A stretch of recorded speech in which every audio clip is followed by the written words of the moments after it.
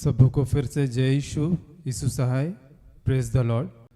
तो इस घड़ी हम प्रार्थना में जाएंगे ताकि वो ईश्वर अपनी पवित्र आत्मा की उपस्थिति इस जगह पे दे, ताकि हम उसकी इच्छा के अनुसार आत्मा और सच्चाई के साथ उसकी स्तुति और उसकी महिमा कर पाए। तो इस घड़ी हम सभी अपनी आंखों को बंद करेंगे और प्रार्थना करेंगे।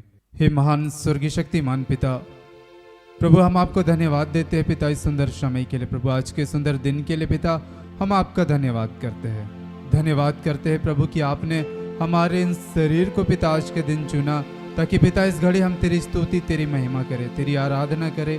हे पिता परमेश्वर हम आपका धन्यवाद करते हैं, धन्यवाद करते हैं पिता तू महिमा की योग्य है पिता। हे पिता परमेश्वर धन्यवाद करते हैं तो हमसे बेहद प्रेम करता है पिता, चाहे हम जिस भी परिस्थिति में होते हैं पिता तो हमें अपने बाहों में लेता है पिता। हम आपके उस प्रेम के लिए प्रभु हम आपका धन्यवाद करते हैं।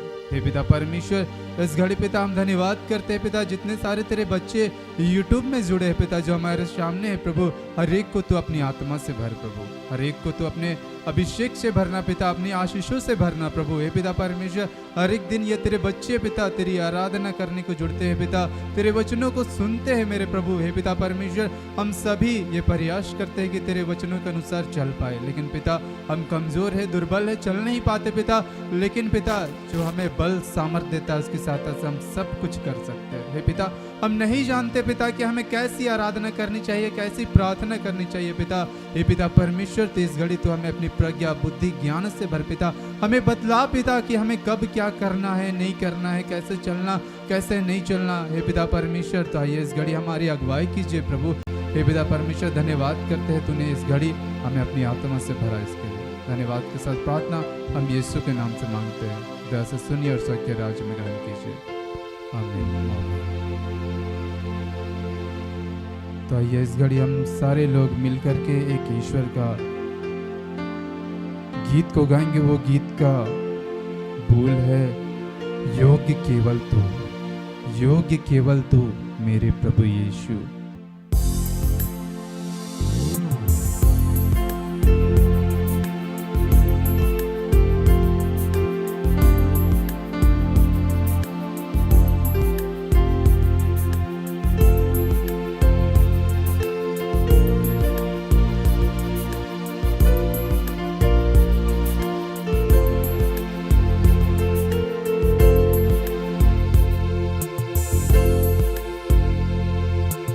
योग्य केवल तू, योग्य केवल तू, योग्य केवल तू ही प्रभु मेरे प्रभु यीशु। आदर और महिमा हो तेरी, आदर और महिमा हो तेरी, आदर और महिमा हो तेरी प्रभु मेरे प्रभु यीशु। योग्य केवल, योग्य केवल तू, योग्य केवल तू, योग्य केवल तू ही प्रभु मेरे प्रभु यीशु।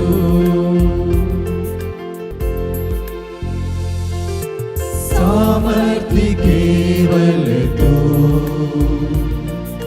सामर्थ्य केवल तू, सामर्थ्य केवल तू ही प्रभु मेरे प्रभु यीशु। सामर्थ्य, सामर्थ्य केवल तू, सामर्थ्य केवल तू,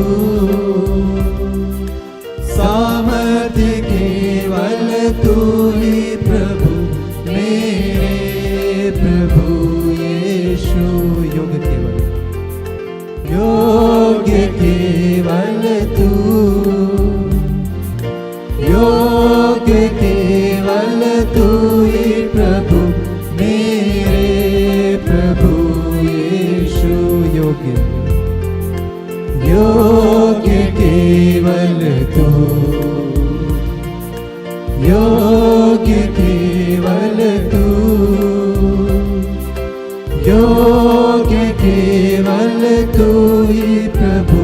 मेरे प्रभु यीशु।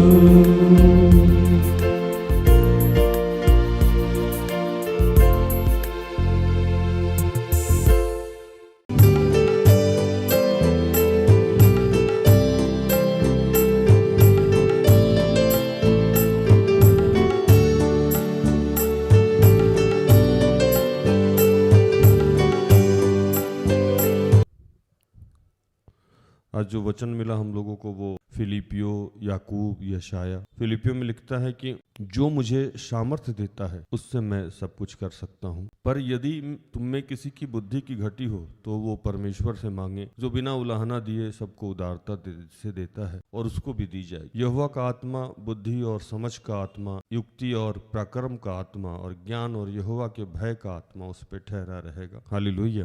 जो मुझे सामर्थ्य देता है उसमें मैं सब कुछ कर सकता हूं। तो सामर्थ्य हम लोगों को कौन देता है? ईश्वर, यीशु, पवित्र आत्मा। और कहता है कि अगर आपको जीवन में कुछ करना है तो उसमें बने रहना होगा। किस में बने रहना होगा?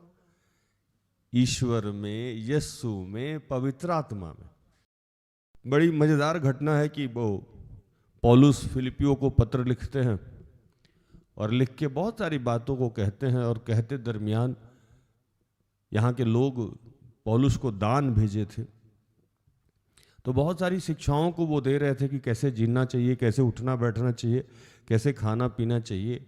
और अचानक भावुक होकर कहने लगे कि बहुत दिनों के बाद तुम लोगों को मेरी याद आई है, इसके लिए हम धन्यवाद करते हैं। याद कैसे आई है? मतलब पौलुस के लिए उन्होंने दान भेजा था इस मंडली से। और पौलुस लिखते हैं बड़ा भावुक होके कि ईश्वर जब मुझे तैयार किया तो हर परिस्थिति में रहना सिखाया। कैसे सिखाया? अब बड़ा ध्यान से समझिएगा।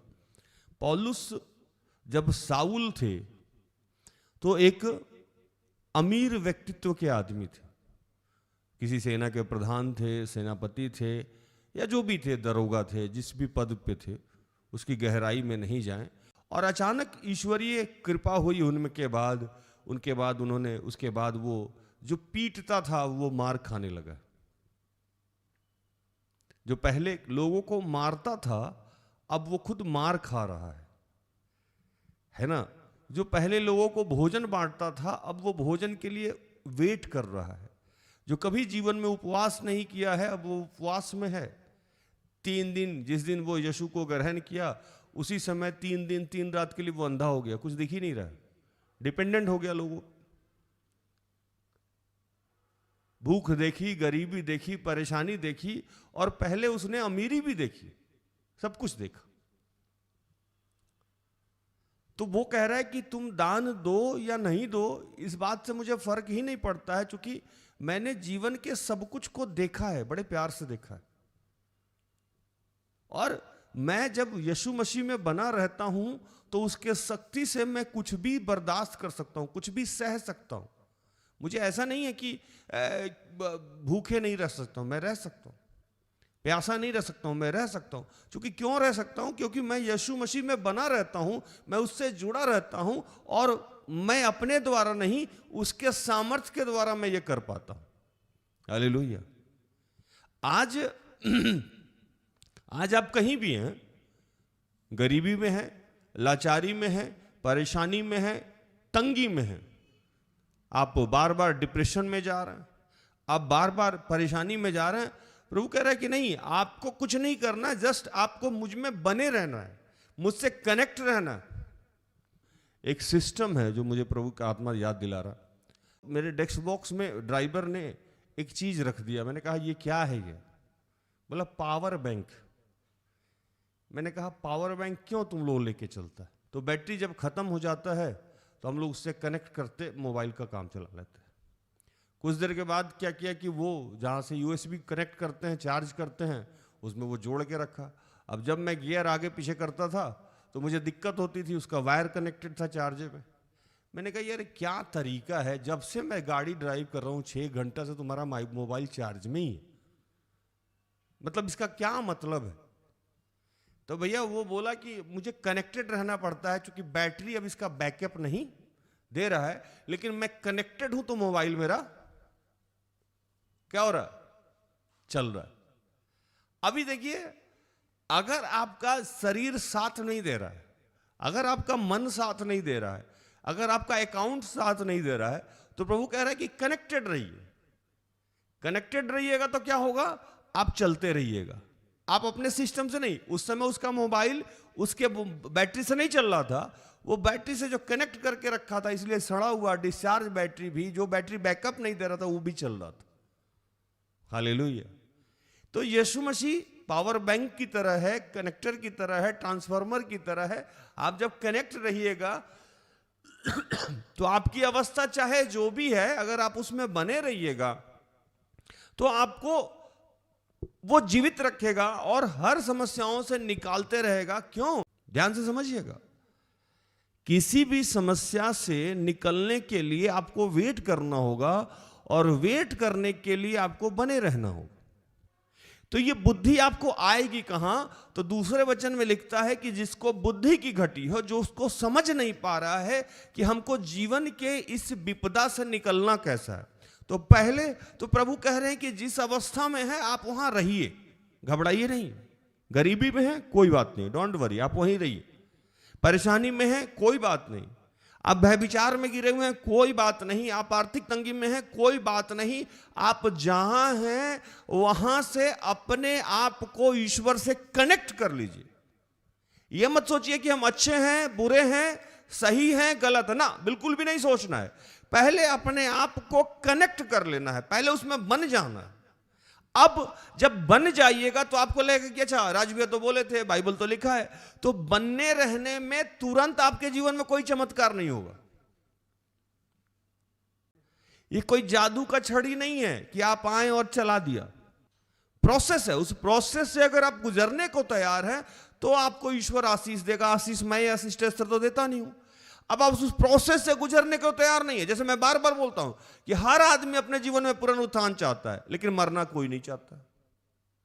सबको आशीष चाहिए, लेकिन दुख किसको नहीं चाहिए। लेकिन बाइबल तो सीधे सीधे कहा कि यीशु मसीह में अगर आपको चलना है तो दुख उठाने के लिए तैयार रहिए। ये थोड़ी लिखा कि यीशु मसीह में चलना है तो आप खुशी उठाने के लिए तैयार रहिए।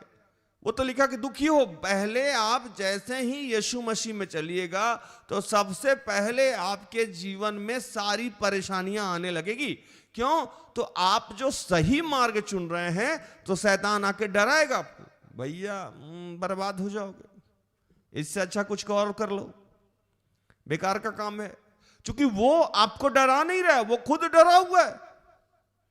तो जब आदमी खूब डरा हुआ है तो वो अपने आप को प्रोटेक्ट करने के लिए, कि पता है कि बाद में आप उसी का सर कुचलोगे यीशु के नाम से, तो वो जो बाद में 5 साल के बाद जब आप अभिषिक्त हो जाओगे, आशीषित हो जाओगे, उद्धार पालोगे, अभिषेक से भर जाओगे, आपके बाल बच्चे आशीषित हो जाएंगे, आप धनी हो जाओगे, प्रेरित 1:8 का आशीष मिल जाएगा।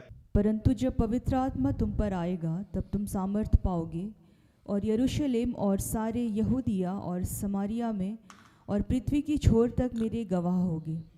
तो तुम सारे समारिया में, मतलब लोवाडी में, है ना, रांची में, झारखंड में, पूरे देश में लोग जानेगा आप कि प्रभु की आप पे कृपा हो गई है। अब समझिए कृपा से क्या फायदा होता है। तो वो आदमी एकदम से आपके तरफ आकर्षित हो जाएगा और वो पता लगाने लगेगा कि क्या हुआ है इसके जीवन में। जब वो पता लगाएगा तो सोर्स पता लगेगा। सोर्स क्या पता लगेगा? अरे ये बात है, ये प्रार्थना योद्धा जाता है, एक बार जाके हम भी देखें। अब प्रार्थना योद्धा आया तो पता लगा कि अरे ये प्रार्थना योद्धा वाला तो ईश्वर की बात बताता है, यीशु की बात बताता है, सब चीज से ऊपर उठ के जीने के लिए समझाता है। तुम सत्य को जानोगे, सत्य तुम्हें स्वतंत्र करेगा। भाई बहन से प्रेम करना सिखाता है, झगड़ा नहीं करना सिखाता है, गुस्सा नहीं करना, किसी भी धर्म के बारे में गलत नहीं समझाता है। अच्छा, सोर्स यहां है। तो क्या हुआ? प्रेरित 1:8 का आशीष मिला और आपका जीवन बदला। अब शैतान देख रहा, अरे तो शैतान डर गया। क्यों डर गया? तो वो जान रहा है कि आज नहीं तो कल इसी के माध्यम से मेरी बर्बादी तय हो रही है। तो वो शुरू में ही ऐसा जाल रच रहा है आपके जीवन में, पत्नी के माध्यम से, बच्चा के माध्यम से, कर्ज के माध्यम से, गरीबी के माध्यम से, बीमारी के, कुछ ऐसा प्लान कर रहा है कि आपको लग रहा है कि नहीं यार ये लॉजिकल नहीं है, ये अनप्रैक्टिकल है। अब इस बात को समझने के लिए आपको बुद्धि चाहिए, ज्ञान चाहिए, तो वो कहां मिलेगा? लिखता है कि जिसको बुद्धि की घटी हो वो यहोवा से मांगे, जो बिना उलाहना दिए सबको उदारता से देता है और उसको भी दी जाएगी। उसको भी दी जाएगी। उसको किसको? जिसको बुद्धि नहीं है उसको भी दी जाएगी, जिसके पास बिल्कुल भी नहीं है, और उदारता से देगा। मतलब लोग जब आपके लिए कुछ करता है तो वह एहसान दिखाता है। हम तुम्हारे लिए कपड़ा खरीद दिए, हम तुम्हारे लिए मोबाइल खरीद दिए, हम तुम्हारे लिए ये कर दिए, वो कड़क होके एहसान दिखाएगा। लेकिन नहीं, प्रभु जब कुछ देता है तो काइंड हार्टेड होके देता, उदारता से देता है, और वो कभी उलाहना भी नहीं देगा कि हम तुम्हारे लिए कुछ किए, हम तुमको बुद्धि दिए। कभी यीशु आके बोला हम तुम्हारा उद्धार किए हैं, यहां आके प्रणाम करो। अगर आपको यह समझ में नहीं आता है कि जीवन के इस परिस्थिति से हम निकलेंगे कैसे। अब राज भैया बता दिए कि बाइबल में लिखा है कि बने रहिए और ईश्वर से कनेक्ट हो जाइए। गरीब हैं कोई बात नहीं, कनेक्ट हो जाइए। परेशान दुख में है कनेक्ट हो जाइए, बीमारी में है कनेक्ट हो जाइए, लाचारी में है कनेक्ट हो जाइए, परेशानी में है कनेक्ट हो जाइए। कनेक्ट तो हो गए, चलो हम प्रार्थना करने लगे, हम अपने स्वभाव में, आचरण में, व्यवहार में बदलाव करने लगे। लेकिन ये हल कैसे होगा? तो एक दिन में ये हल नहीं होगा और इसमें आपको समय लगेगा बने रहने पे। अब समझना है कैसे एक दिन में हल नहीं होगा। जैसे मान लीजिए कि मुझे विश्वास का वरदान मिला 99 में, है ना। 99 के पहले मैं सिर्फ एक ही मेरा जुनून था, पैसा पैसा पैसा पैसा पैसा पैसा पैसा। 99 में विश्वास का वरदान मिला, प्रमोद भैया के माध्यम से मिला, लुधियाना में मिला। मैंने कहा ठीक है, मिल गया कोई बात नहीं, काम हो रहा है, जी रहे हैं, लेकिन गिर जा रहा है। अब ये करते करते करते करते करते करते 99 से लेके 14 तक 15 साल तक मैं बने रहा। गिरा उठा, जीता हारा, फ्लॉप किया फिर उठा, फ्लॉप किया फिर उठा। 14 में अचानक से यशाया 11 के 2 का आशीष मुझे प्राप्त हुआ। यहोवा का आत्मा बुद्धि और समझ का आत्मा, युक्ति का आत्मा, प्रकर्म का आत्मा, ज्ञान और यहोवा के भय का आत्मा उस पर ठहरा रहेगा। हालेलुया। अभी आप देखिए, कहानी को समझिए बड़ा प्यार से। आप जिस अवस्था में हैं, मैंने तो 6 महीना बताया, अपनी कहानी दोस्तों मैं आपको 15 साल समझाया, है ना। जब आप यीशु मसीह की बात करेंगे तो यीशु मसीह 33 साल इस पृथ्वी पर रहे और 33 साल के बाद पुनरुत्थान हुआ उनका। 33 साल के पहले वो क्या किए उनके जीवन का, ये बात समझ लीजिए। लिखता है कि दाऊद जो बचपन में राजा होने का अभिषेक हुआ, उसको राजगद्दी कब मिला, ये जब पढ़िएगा तो आपको पता लगेगा कि इतने साल, इतने वर्षों, मतलब 40 साल 45 साल वो बना रहा, तब जाके उसको आशीष मिला। याकूब, ये मूसा के बारे में पढ़िएगा तो मूसा पहला 40 साल राजकुमार की जिंदगी जिया और उसके बाद दूसरा 40 साल एक बकरी चराने वाला, भेड़ चराने वाला, चौराहा की जिंदगी दिया और उसके बाद वो नबी में तब्दील हो गया। 80 साल, 40 साल पहला राजकुमार और दूसरा 40 साल वो जिया चरवाहे की जिंदगी, और 80 साल की उम्र में ये 11 का आशीष उसको, 11 के 2 का यहोवा का आत्मा उसको पकड़ लिया। लेकिन इतने में आपको बने रहना होगा, और ये बने रहने में एक बात आपको समझ जाना होगा कि ये मन्ना काल है। मन्ना काल में आपको उतना ही भोजन और उतना ही सामान मिलता है जितने से आपका पेट भर जाए। आप ज्यादा जैसे कमाइएगा वो सड़ जाएगा।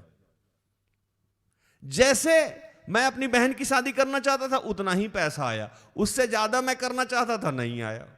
मैं बुलेट खरीदना चाहता था, उतना पैसा आया। मैं मंथली जितना खर्चा करना था उतना आया। मेरे ऊपर पुलिस केस हुआ, उतना पैसा आया।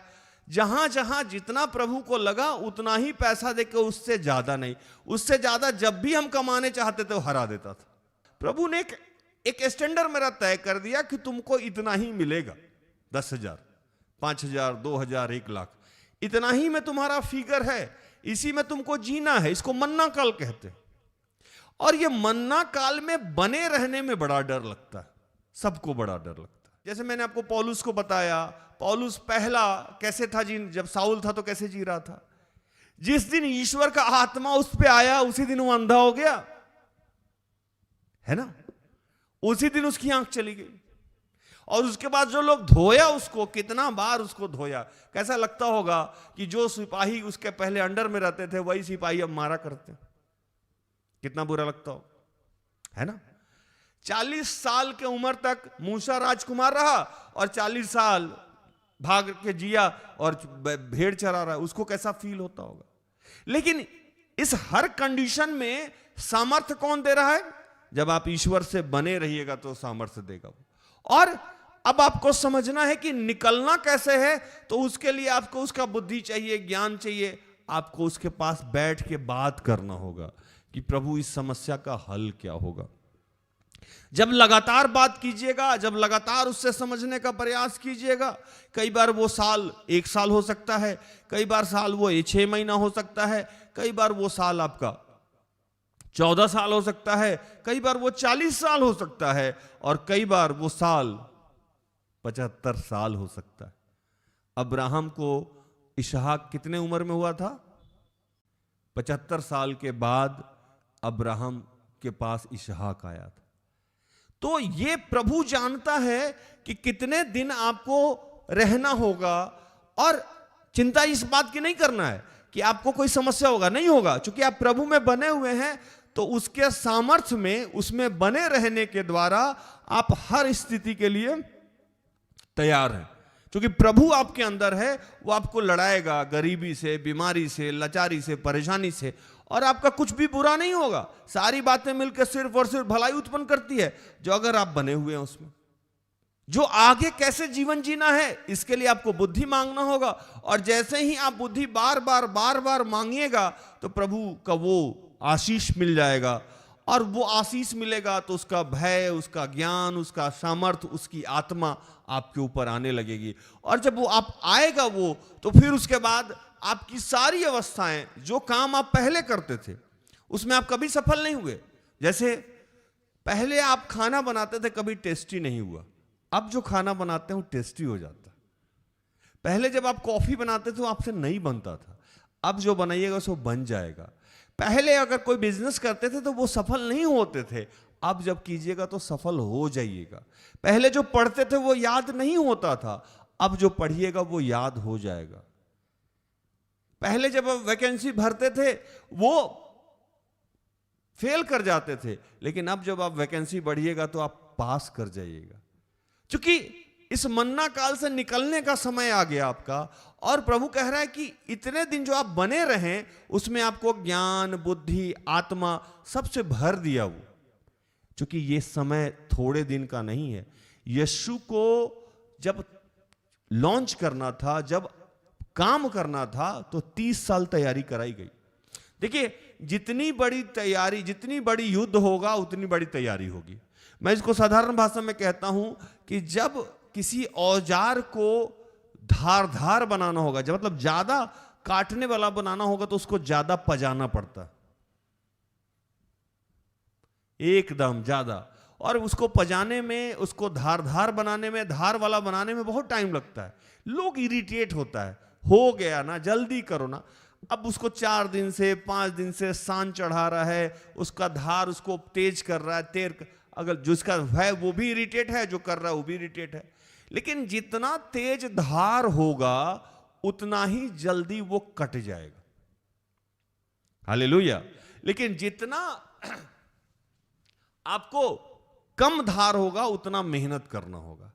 तो जीवन में अगर प्रभु आपको बड़ा लक्ष्य तैयार किया है, आपके जीवन के लिए विशाल लक्ष्य है, तो आपको बहुत ज्यादा तेज कराएगा कि जैसे उस लक्ष्य पे पहुंचे आप जीत जाए। तो जितनी बड़ी दुख उतनी बड़ी महिमा, इसलिए बाइबल कहा अगर आपके जीवन में समस्या देर से जा रहा है, जैसे मूसा अब तक के सबसे बड़े नबी हैं, तो उनको 80 साल लगा तेज करने में, पिजाने में। यीशु ईश्वर के पुत्र थे तो 30 साल तैयारी कराई गई, 33 साल तैयारी कराई गई, तब जाके कोड़ा मारा गया ताकि वो बर्दाश्त कर सकते हैं। तो प्रभु कह रहा है कि आपके जीवन में कुछ भी है, कैसा भी है, सबसे पहला काम तो है कि जहां है वहीं से अपना तार कनेक्ट कर दीजिए। आप समझ गए ना मेरी बात को? तो आपको, मैं प्रचार को समाप्त कर रहा हूं, आपको कुछ नहीं करना है, रिलैक्स हो जाना है। आप जिस अवस्था में हैं सबसे पहले अपने आप को कनेक्ट कर लीजिए, और जो चीज नहीं समझ में आ रहा है उसके लिए प्रभु से बात कीजिए, मतलब प्रार्थना कीजिए, और अचानक आप देखिएगा कि उसका सामर्थ्य, उसकी शक्ति आप में काम करेगी और आपकी जीवन की सारी अवस्थाएं बदल जाएगी। प्रभु इन सारे वचनों से आप सबको और मुझे भी आशीषित करे, आमीन। आइए हम आखिरी प्रार्थना में जाएं।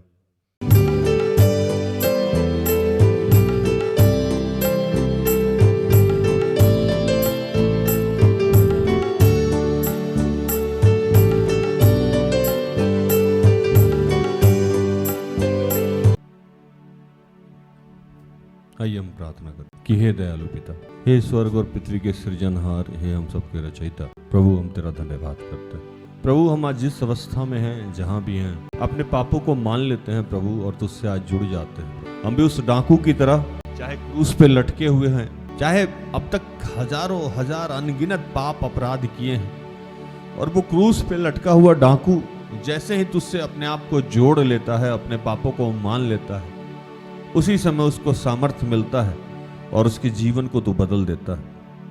वही सामर्थ्य, वही शक्ति जो क्रूस पे छेदित उस डाकू को, लहू लुहान उस डाकू को तूने दिया था, वही शक्ति, वही सामर्थ्य आज हम सबको दे। जो क्रूस पे लटके हुए यीशु को तूने दिया था, वही शक्ति, वही सामर्थ्य आज हमको दे, हम सबको दे। और प्रभु हम जहां भी हैं, जिस अवस्था में हैं, हम तेरे बल से, हम तेरे शक्ति सामर्थ्य से, तुझ में बने रहने से हम जीवन की सारी समस्याओं में प्रभु हम आराम से जी सकते हैं और उस समस्याओं से आगे निकल सकते हैं। प्रभु जो हमें नहीं समझ में आ रहा है उसके लिए हमें ज्ञान दे, बुद्धि दे और अपना अभिषेक दे। पिता हमें पवित्र आत्मा दे।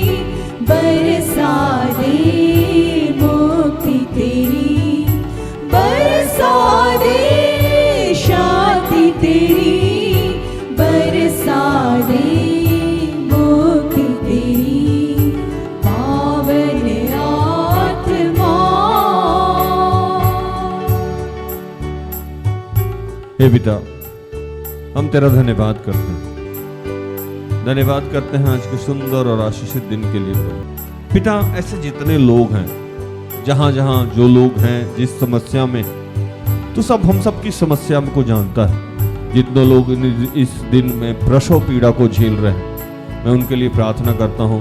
मैं प्रार्थना करता हूं अभिलाषा के लिए, मैं प्रार्थना करता हूँ सुनीता के लिए, अमृता के लिए, अन्नू के लिए मैं प्रार्थना करता हूँ। जितने बीमार तेरे बच्चे हैं उनके लिए मैं प्रार्थना करता हूँ।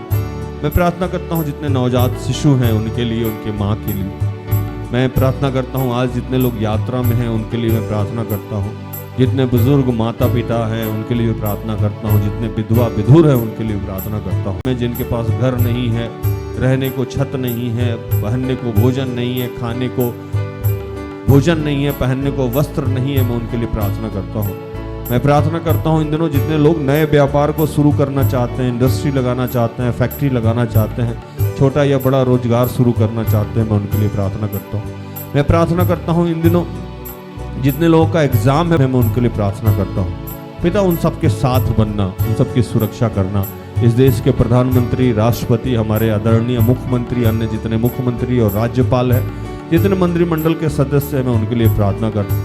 जितने लोगों का ब्रेन हैमरेज हुआ है और प्रभु जितने लोगों के लिए अन्य जो भी बातें हुई हैं, मैं उनके लिए प्रार्थना करता हूँ। पिता सब कुछ आपके हाथों में समर्पित करते हुए तमाम प्रार्थना को प्रभु यीशु के जीवित और पवित्र नाम से मांगता हूँ। दया से सुन और स्वर्ग के राज में ग्रहण कर। आमीन।